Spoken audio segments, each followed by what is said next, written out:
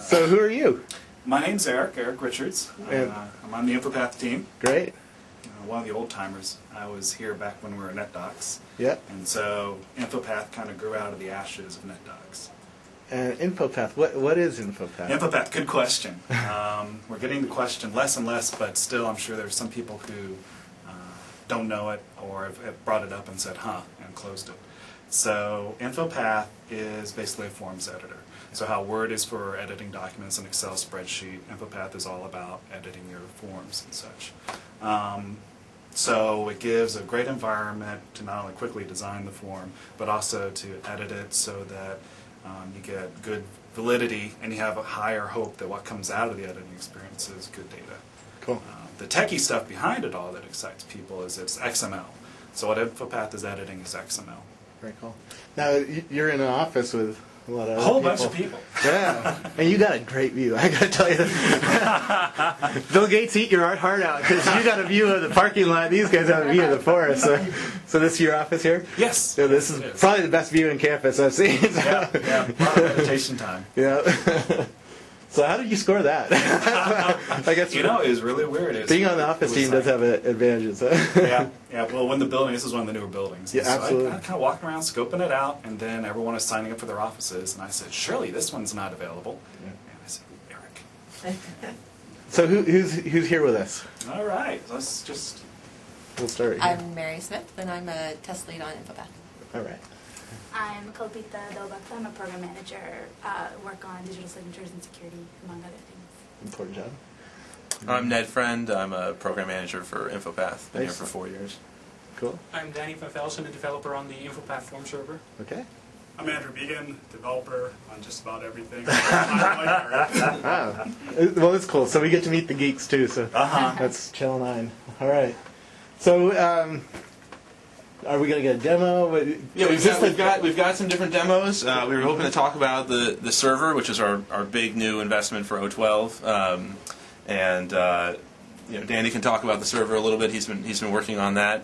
We've done a lot of work for security and digital signatures, so we can talk about that. A lot of work for programmability, making it easy to sort of write your code, get it working on the server and on the client, all at once. So we've got a lot to sort of talk about. We're hoping to just sort of go around. Each person can talk about their piece. Now, did you guys show this off to the PDC for the first time? We did. So we've got some of this stuff is out of the bag right now, but just like 2 weeks fresh. So it's pretty cool. So we're getting a pretty early look at the next version of InfoPath. Then. Yes. Yeah. Well ahead. I mean, we haven't even released a beta yet. So we've already seen the new UI of the ribbon bar and all that. Yeah. Word's got the ribbon. InfoPath does not have the ribbon. Oh, really? Oh, you're in Word right now. This is Word. I'm going to show you how to take a form from Word into InfoPath. Uh-oh. Yeah. So watch out for that. But yeah, Danny, do you want to talk about the server? Server. It's been a big ask ever since we released InfoPath. Customers wanted the server because not everybody who's filling out the forms, like customers, have InfoPath installed, so they would like the server. Well, we created it for them,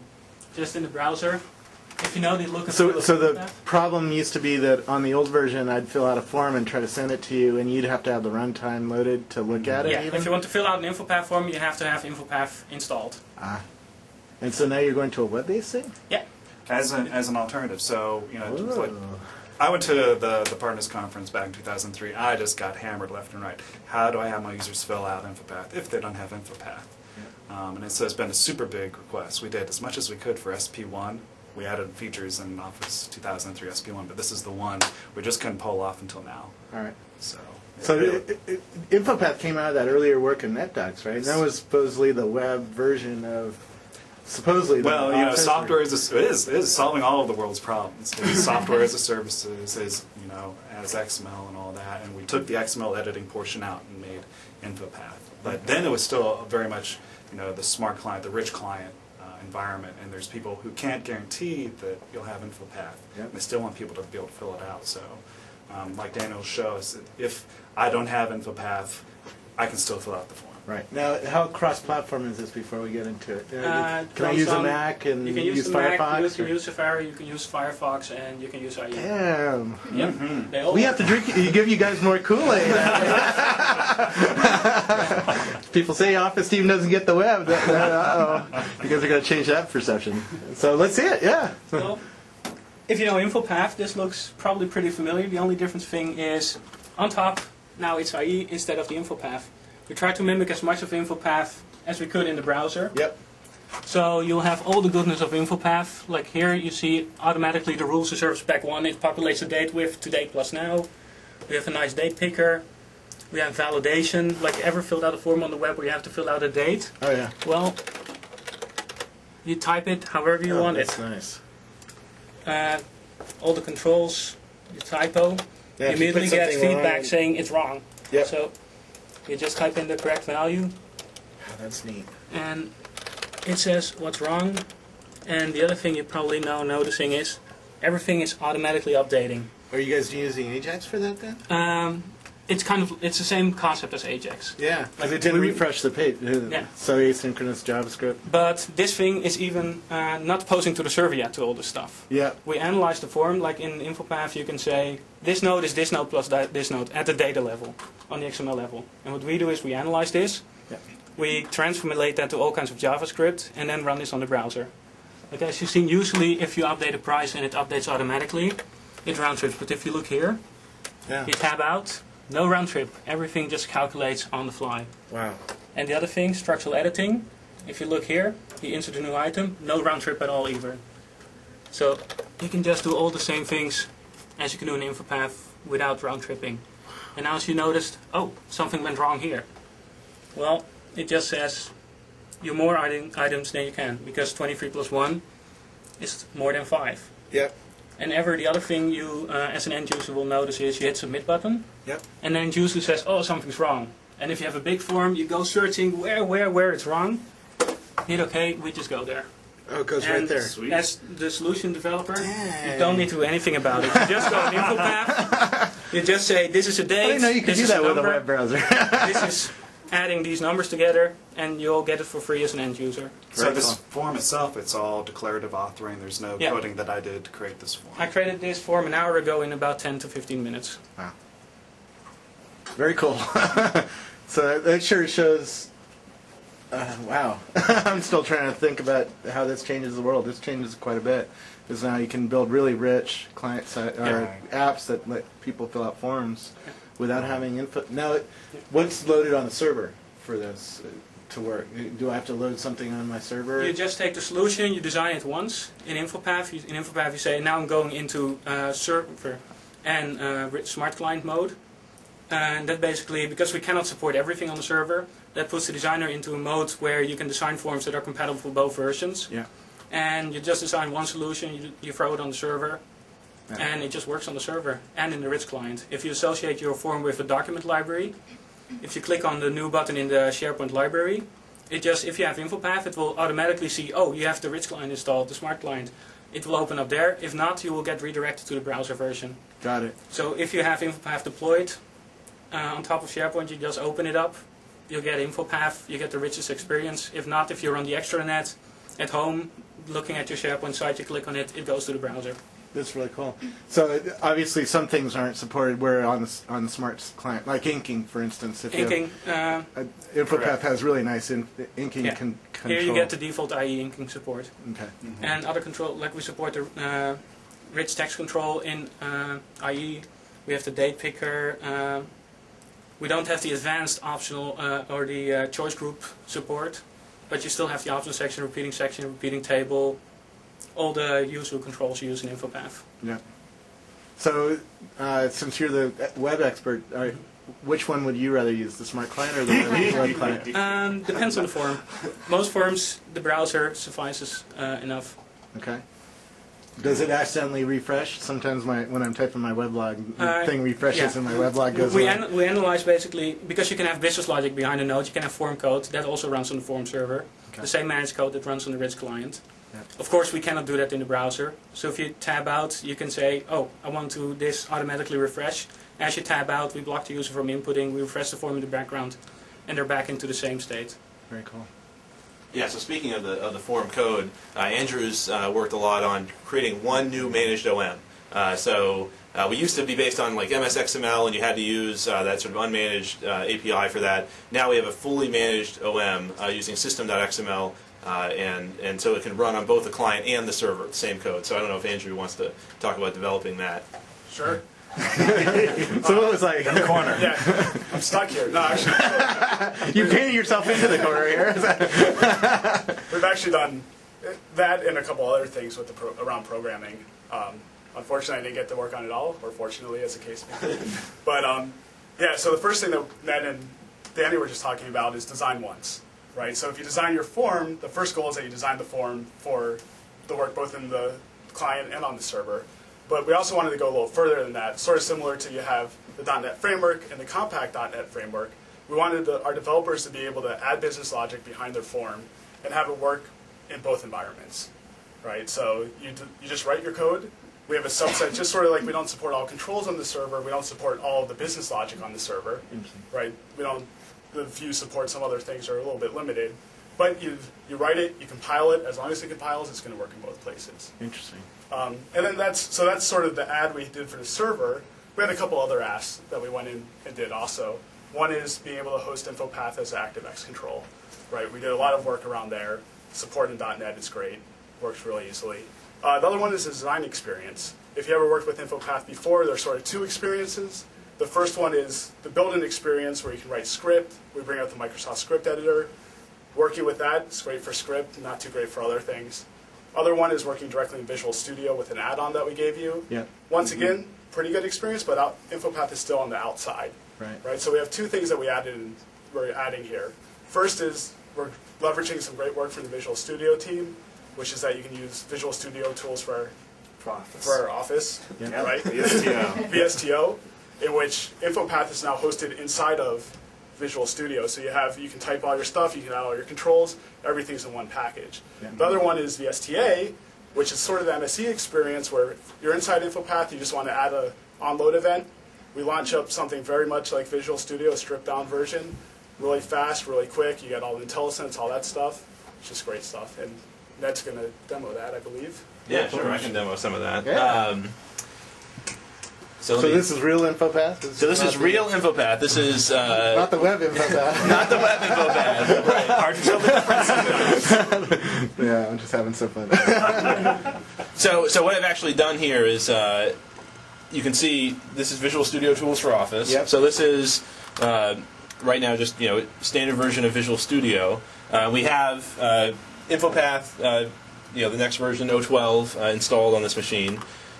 As normal, you can write your managed code here. You're seeing we're using the new OM here. We're using system.xml, so you can see that. I'm using an XPath navigator. But the OM is familiar enough that you can easily switch over to it. But if you're new to the object model, it'll be easier to use using the full managed OM. Okay. And then I can go whiz bang. I'm writing my code here. Normally I'd have to do this in a separate window, but now I can simply switch tabs, and now I've got all of InfoPath loaded right here inside of Visual Studio. So this is inside Visual Studio. This is inside Visual Studio, yeah. You can see the tabs up here at the top. All the UI is Visual Studio UI. In fact, we've taken our controls and put them into the Visual Studio toolbox. Okay. So you can see all the InfoPath controls are now in the toolbox. I can, let's say, keep that there. Let's say I want to go in and insert a checkbox here. Well, I can go and also view the what am I doing? View the data source. Yeah. So you can't really do this in normal InfoPath, right? We only have one task pane. You can only see it in one place. So now I can have my data source over here, which again is all XML, and I can have the control toolbox. So when I insert this checkbox into the view here, you'll see that the node into the data source is automatically added. I can watch that happen, watch my data source get built while my controls are being inserted. Gives you that sort of integrated experience. Yeah. And then as you start looking at doing like workflow projects or other kinds of high-end enterprise development, you'd have multiple projects all in Visual Studio, and now you don't have to navigate 20 different windows to do your development. Right. So Really cool work there. Yeah. I don't know if Mary wants to talk about the Are you going to pull it up over here on the web? Actually, yeah, if you want to see this form on the web, so I do actually have already installed this or uploaded it to the web, and you were asking about Mozilla. Here is Mozilla. Yeah. or Firefox, and I it's think that's actually the first time, by the way, Firefox has been on Channel 9. really nice. InfoPath brings you Firefox, yeah. Blake Russell, definitely link to this now. We'll get calls tomorrow. Yeah. And here you go. This is the form that I had in Visual Studio, and you can see here I had some onload code that looked up your current username. And because we've got integrated authentication with the server, the code that's running on the server, same code, same exact assembly, didn't have to compile it twice, didn't have to like do anything special with it, is now running on the server and putting administrator in there. Right. So how do you know you need InfoPath? How do you know you need InfoPath? Yeah, You're a hard when- question for us. When would a Well, business owner or something like I that think you know find that- you're like either doing in-house or hiring people to do all these form solutions and everything like that. That can be really expensive to do custom form solutions. So, I mean, one thing is InfoPath makes it quick and easy to just create your forms and save you money there. If you know you have XML data, basically also geekier level, you have XML data, you want someone to be able to edit, you need InfoPath. I mean, truly, we'll eat up about any XML you can give us, and we'll easily, give us an instance, we'll design against it, and be able to have someone edit and take it back. Now, do you guys read all your RSS feeds in InfoPath? Occasionally write my blog in InfoPath. Don Box inspired me. If InfoPath is good enough for Don Box, I'll use it too. Interesting. Matter of fact, we had one of our PM interns recently, he did a scenario using InfoPath for posting up to our blog. So going through, trying the new bits and finding out what held together well, what needed a little bit of work. Interesting. What do people who use the existing version of InfoPath need to know about the new version to switch over? Will all their stuff just run in the new version? Yes, yes. Backwards compatibility is super important for us. Okay. Obviously, we're new; we can't go breaking compat. So it'll just run. Hopefully, there's compelling features to move up to it. There's a lot of new features obviously we're adding that only work in the new version. Right. But if you're using the new version and you decide, oh, I really need some of my old SP1 people to use it, you can say, save as SP1, and we'll help you take out anything. Oh, really? So you can go backward? It You can has go to save backward. as? Yeah. What are the Absolutely. 3 best features? If you had an MVP Well- here, right, what would be like the 3 things you would show him or her? that Well, would get definitely them- the server, as we've shown. I mean, people have been asking for that so much. I'm glad we finally had a chance to deliver it. Another thing that's more techy, but we've been asked for too, is the whole integration story. Now, first of all, part of the integration is we just broke out InfoPath so I can write my own shell around it. It's an ActiveX control. Now I can host. But that gave us the ability to host it in Word, Excel, and PowerPoint. Right. So now the document properties for those guys is actually an InfoPath form that I can customize and do my own with. Feel free to kick in. What else have we got here that's super... InfoMail is InfoMail is InfoMail. Yeah, why don't you talk about InfoPath- InfoMail? Well, actually, it's InfoPath forms and email. So it allows us to have actual. We always have to have long, boring names here. Yeah. Yeah, we use our code names internally. Right? Yeah, it's all code names to us. So it's really all about allowing. Someday I'm people- going to get the marketing people to write short names, but they all know my job is done. So it's allowing people to do their work where they actually do it. Use the InfoPath where they're actually doing their work, which is in email most of the time. So you can now send mail back and forth, which is actually an InfoPath form, and fill it out right there. And then what's really cool about it is you can create InfoPath folders that allow you to have promoted properties. So your data, some of your data from any of your data from your form can be promoted up into an InfoPath folder, and then you can just look at the folder and it'll see, you can just look at one glance in your folder and see all the data there, or you could also export it out to Excel or to a SharePoint list or whatever you want to do with it. So I think that's probably one of the features people are going to use. One of the most used features probably for O12. Very cool. Yeah, the least geeky feature, right? Outlook is all about our sort of, the information worker, is what we call them here. And so, yeah, exactly like Mary said. Now your data is not trapped in each of these individual forms. You can suck it out into your Outlook folder, do conditional formatting, or whatever you want on that folder. So, I'd say, server, Outlook integration, and a lot of our programmability stuff, our hosting stuff, getting that ActiveX control so you can put it in your custom app.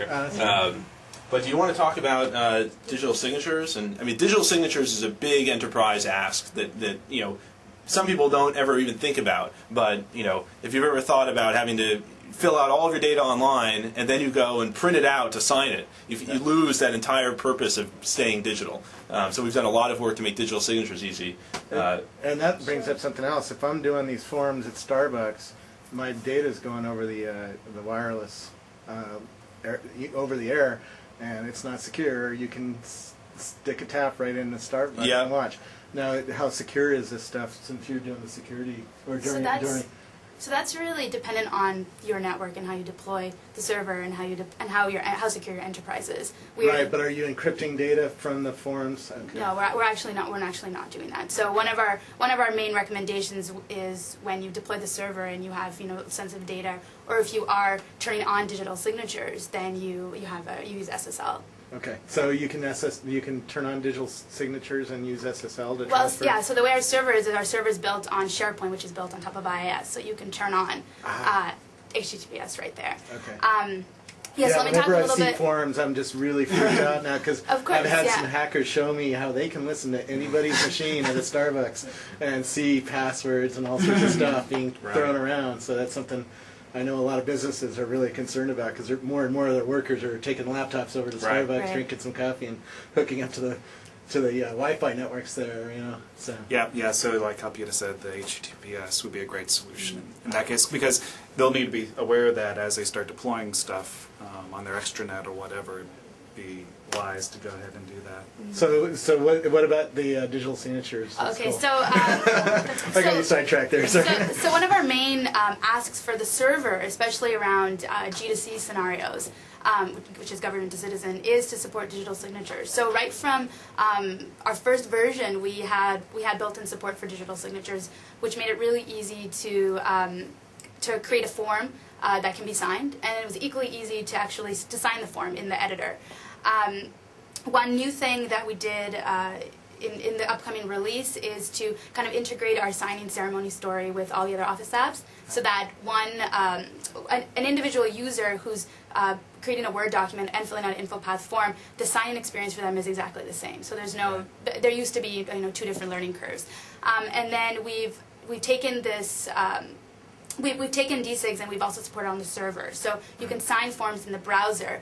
Right now that's currently scoped to Internet Explorer, and we achieve that with an ActiveX control. Okay. So first of all, let's back up. You're talking about signing a document. Like when I bought my house, I had to sign my mortgage Right. and initial it and all that stuff. So is that accepted in courts? Can I do do that kind of signing on a computer? Yes. now? So I believe in the United States the law was passed in 2000, and then I think in 2001, 2002, around the United Nations and the European Union. So basically, in most countries, there are some kind of laws around electronic signatures. Okay. So especially for our server, selling to governments, it's very important. It's a big ask. Really, it's kind of like a checkbox. Like they want to know, do we support digital signatures? And so our answer is yes for that. And one really cool thing that we do that we added as of SP1 is the whole non-repudiation with respect to when you do sign. It takes a snapshot of like, okay, this is what you're signing right here. Got it. So it's not just the XML data that we go ahead and verify your signature. It is like there's also a snapshot of what you saw at the time you were signing. And as digital signatures are used more and more, they're going to start being contested in courts. And so all the contextual information that we include in the signature is going to become very important. Very cool. Yeah. Wow, that's cool to know that my next house might be done on a tablet PC. You guys don't have a tablet PC. You just showed off the inking features, do you? I could fire mine up. Yeah, as of SP1, like you said, that our SP1 is a great release, and one of the things we did is focus on IW and added the tablet feature where you can just start right on top of your form, and it recognizes it and puts it into the field. For this upcoming version, we've added better, I guess it's called factoids. Okay. So I can say, hey, this field should match this sort of pattern. Because sometimes it gets a little bit off. We look at the schema, we saw if it's supposed to be a number, we tell the recognizer, hey, it's supposed to be a number. Yeah, the tablet team showed me that, like when filling out a form that says that's supposed to have a state, right? Mm-hmm. You can just type W scribble, and it'll figure out that it's probably Washington because there's not too many states that are with a W. So we've added a feature to. I just asked about that because a lot of people who use forums have to stand up while they're like. I saw a cop using a tablet PC now. Yeah, we've actually So they have a lot of form data to fill out, and the tablet PC capabilities on the present version of InfoPath is actually Right. pretty A cool. lot of hospitals use it. A lot of police departments. Yeah, anybody who's like in a warehouse needs to run around and just sort of check off things. Makes it easy with a tablet. Yeah. And then InfoPath as a forms, you can actually use the controls, use the checkbox, but also write out longhand and have it auto converted to text and stored into your form. One of our favorite little demos to do, and I don't think we have our tablet with us, but as you see, like insurance companies will have a picture of a car, right? And so they'll go and they'll say, hey, I see that car, has certain damage. Rather than having to take a paper form to circle the places where it's damaged, you can go and use your tablet PC, have an image of a car there, and actually draw right on that image, and it'll be stored as part of the form, and then people can go and use it. Pretty cool stuff. Yeah, it's fun stuff. Do you guys have any best practices for people designing forms? Have you learned anything from looking? I'm sure you've met with customers and learned about their experiences of doing forms. Or are there any kinds of tips on? Yeah, a lot of tips. One for the geekier members, brush up on your XPath. Right, we're built on standards. We're built on XML. We're built on XSD. XPath is a sort of query language in XML that we use throughout our project to do calculations and rules and conditional formatting. So if you know XPath, we have UI to help you with it. But if you know it, you'll be able to go in and get some extra tweaks out of there. And our blog. Our blog is a great place to go. Yeah, that's Excellent. And we'll plug the blog right here. What's the URL? Is it blogs.msdn.com? Yeah, blogs.msdn.com/InfoPath. InfoPath. And Okay. stuff like this, I mean, there's lots of tricks and Tricks. tips. Tips. Yeah. Say that 10 times fast. Tricks and tips.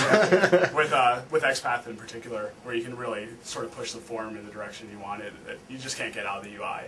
Go to the blog, you'll get them. Right. Yeah. What's the coolest form you've seen in your travels? I've seen two recently that I just love.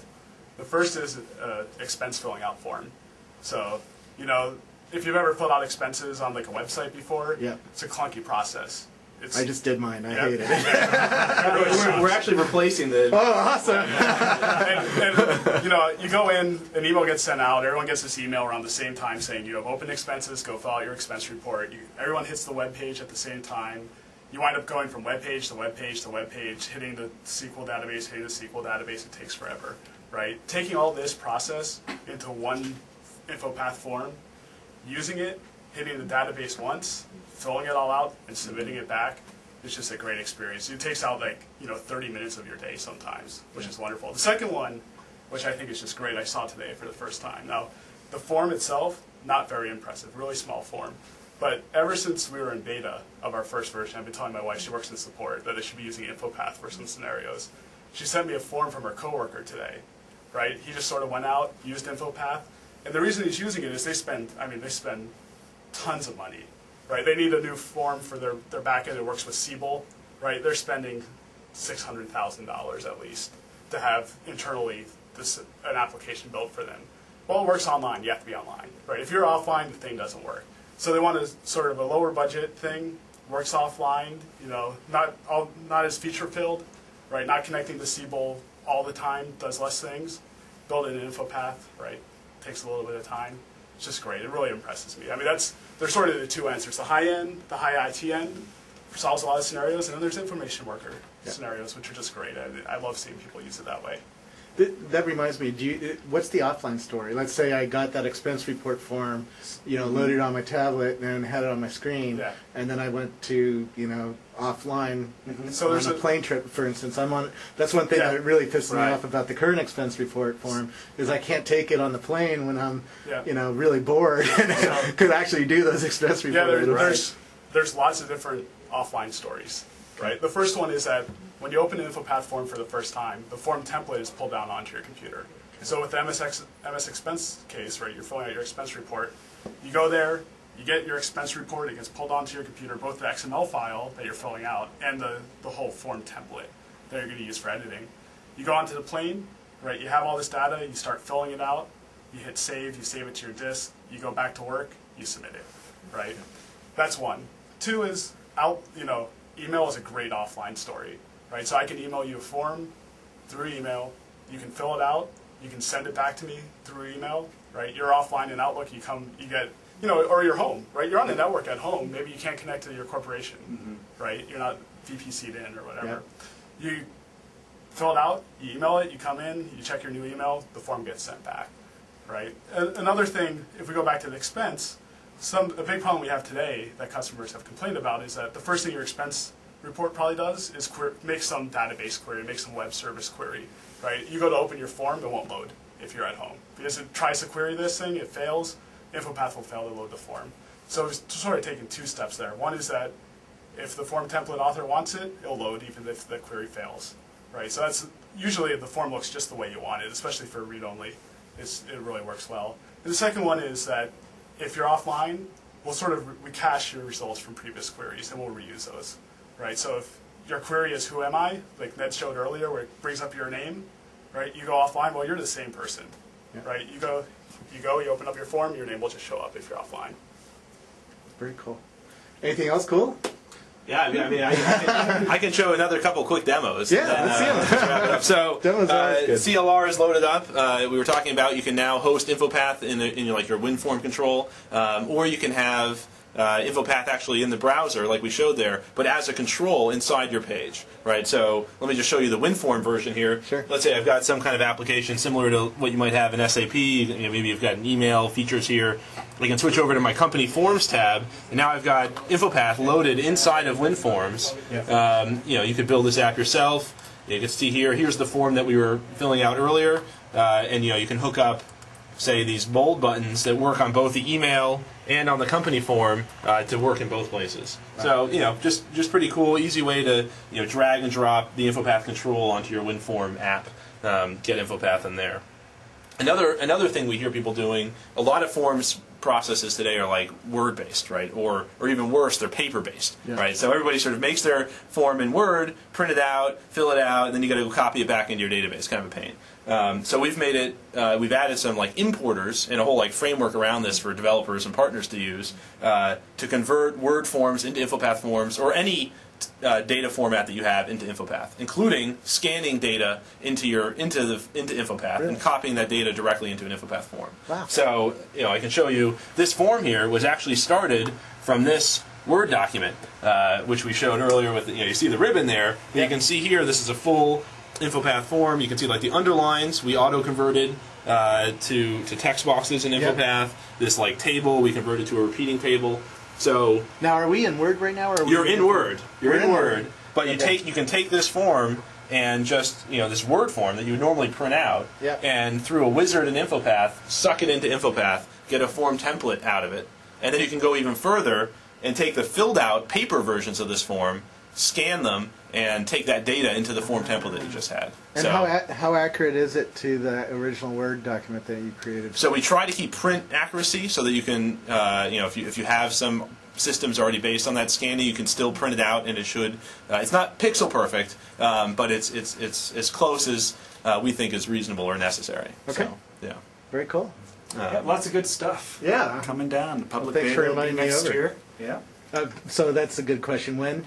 Yeah, so I think... When can we get our hands on Yeah, I this? This is know. cool stuff. we have... I can just hear everybody go, how come they aren't shipping this yet? It looks like it works. Now, I think everyone at PDC, they're going to get the... PDC the folks small get Beta 1. Yeah. So I'm Beta sure it'll 1's be on coming out. MSDN Universal. Right. That's Beta 1's coming out at the end of this year, and then we're hoping to launch the whole thing for good the second half of next year. All right. I'm telling all my friends to not make any plans for Christmas vacation between the Xbox and all the stuff we're going to throw at them at the end of the year.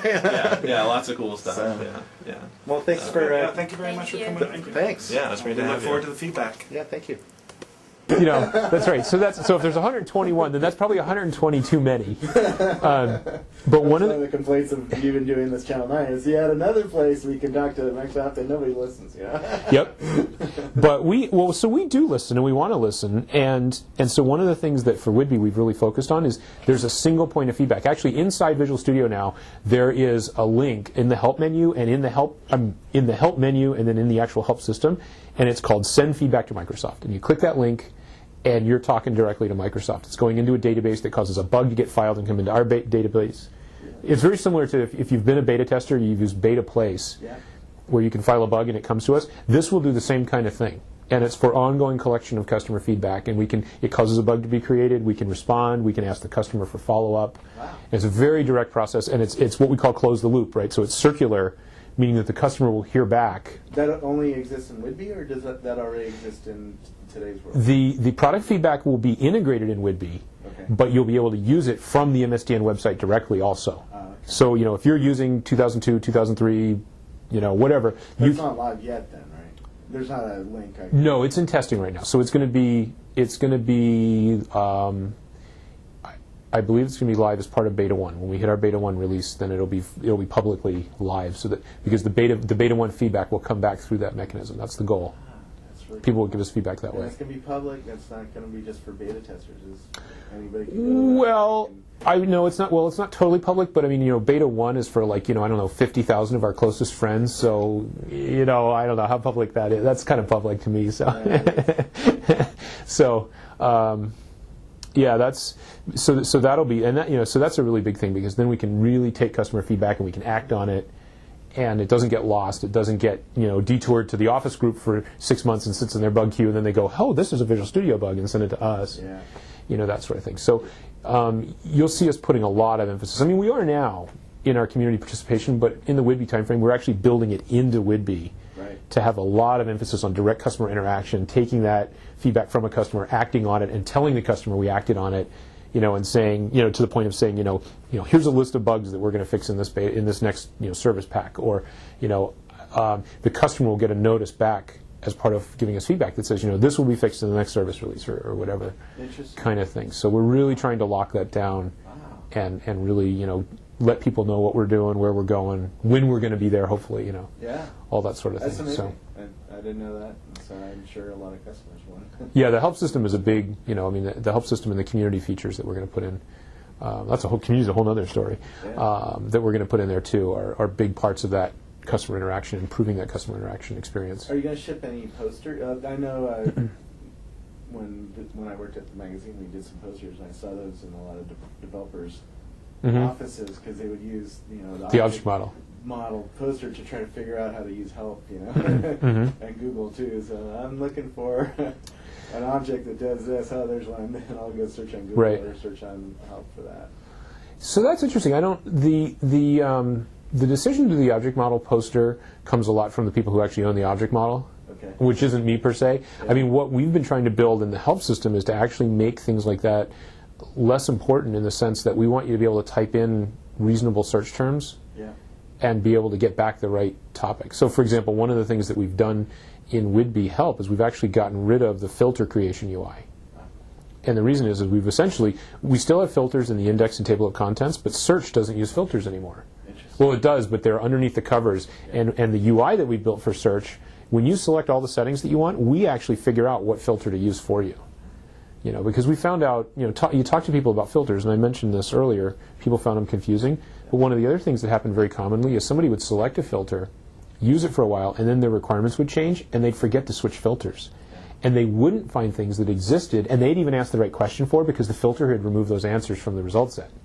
So we just wanted to kind of do away with the filter notion and just type in the words you're looking for. Now we have constraints, but they're very verbose and visual. So you can look and see, this search will include language equals Visual Basic, C#, VC, or maybe it's Visual Basic only, or something like that. So it's very clear what you're searching on. Same as if you're searching on a website. I mean, web searches tend to be very, they're verbose enough to really tell you what you're doing. And you can go back and look at that, and you right away know exactly how you configured your search. So that was our goal, rather than having these kind of canned filter things that you didn't really understand, that there wasn't really enough space to name them adequately, and that sort of thing. So we just said, let's just hide that. Plus, the other thing is online engines don't use filters per se. Some do, some not like the way local help does. So to have that unified experience, we just we did it that way as well. Interesting. What else can I ask? What's your favorite thing in Whidbey? Well, that would have to be the help system. Well, other than the help system. So I think the other thing that I'm actually really excited about is doing .NET framework development for Windows Mobile 2003, for smartphones and my iPac. I have a smartphone and an iPac. MPX phones? I have an MPX phone. Yes. Oh, you do? I do. Do you have the new one that's coming out? Oh no! I don't have anything special. Nothing. Oh, no. Okay. I was going, man. You have one of the 5? No. I don't have I think they that. had No, 5 in the United States. I'm anxiously awaiting the release of that phone, but. Me too, 'cause it has a compact framework on it. Yep. And it has a keyboard, so you can do some little things. And Yeah. it has a camera, so. That's going to be very cool. So I'm like real. That's going to be the status phone around Microsoft. Yeah. People are going to go, oh, you got one of those. Yeah, so that'll be really fun, and there's a lot of stuff that's been done. Whidbeys are just a really cool product. I mean, there's so many neat things. I mean, that are inside. I mean, the improvements in the framework and new features in Windows Forms and ASP. I guess it's ASP 2.0. I mean, the new ASP stuff. There's just a lot of stuff in there to be excited about. Now, is the help team eating the dog food? Do you guys use Whidbey to build the? Oh yeah, so actually that's really cool. Yeah, so the new help system is written in C# and WinForms entirely. Wow. Yeah, I mean the only native code that we have is legacy native code that's in from previous versions. Like the actual local help engine DLLs were written in native code, and so they're still native code. But the package that is the new help system, the How Do I page, the new search page. The favorites tool window. So actually, that's another thing I didn't mention. We've redone favorites, and so previous versions of this we used Internet Explorer favorites. We got a lot of feedback. People didn't like that at all. So we now have our own favorites, and not only can you bookmark your favorite topics, you can actually save your favorite searches. And when we save a favorite search, we actually save all the parameters associated with the search, so you can recreate that search later and run it again. And you can also export. There's a feature in Visual Studio and Whidbey called import and export user settings. Right. And so you can save all this stuff and you can say export user settings, and you can take that XML file and if I found a query, you and I are working on a project, and I find a really good query that finds a bunch of interesting stuff, I can just export that query and send it to you by doing this export user settings, and then you would get it from me and put it, save it in a folder and then say import user settings, and you'd have my query on your machine in your help system, and then you could just click search and run it. And we could do the same thing with topics. The bookmark topics actually bookmarks the link to the topic. Excuse me, rather than the topic itself. Is the Whidbey team going to do a RSS feed or updates to Whidbey?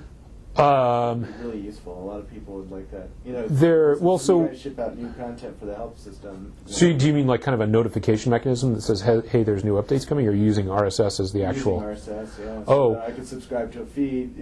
Whidbey. The Whidbey RSS feed.